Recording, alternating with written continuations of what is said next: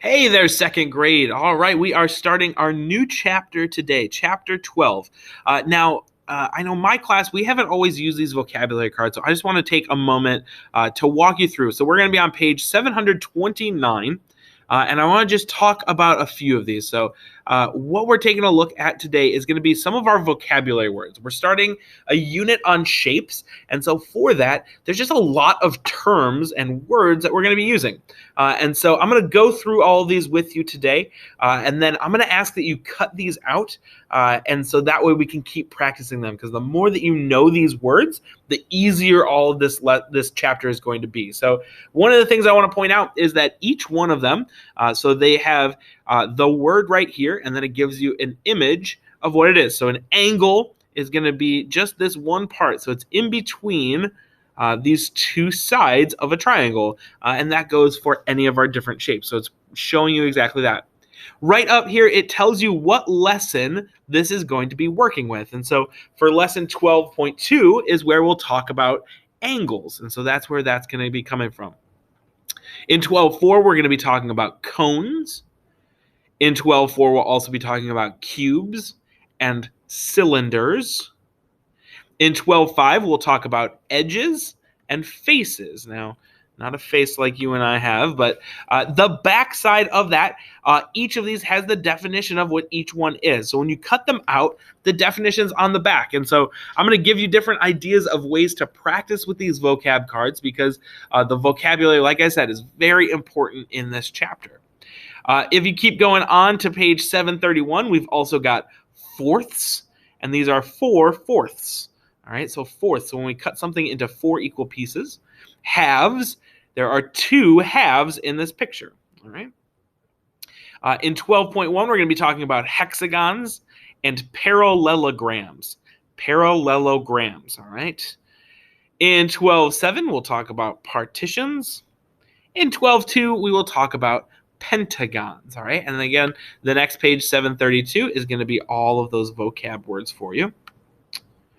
All right. On page 733, we have pyramid and quadrilateral. We also have rectangular prism. We have side. Down here in 12.6, we're going to be talking about sphere. Sphere. All right. And 12.1, we'll be talking about thirds, so cutting things into 3 equal parts. Our last ones, we've got on page 735, 3-dimensional shapes, trapezoid, 2-dimensional shapes, and vertex. All right. And then on the back of that side page, we've got more of our definitions.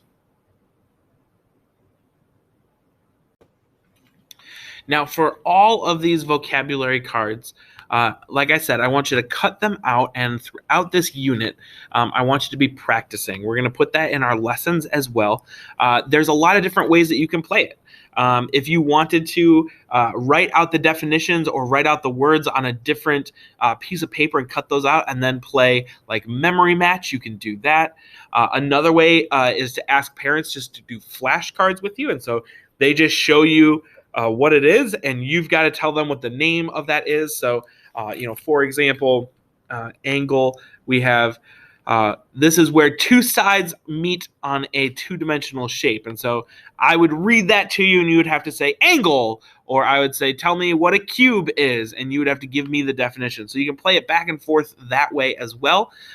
Or if you wanted to play a game out of it, you could make it into a Jeopardy board. And so you could cover up the different parts, and you would just give what it is or give what the definition is, and then the student has to then answer. So, if it was covered up and it said, this is where 2 sides meet together on a shape, the student would have to then say angle.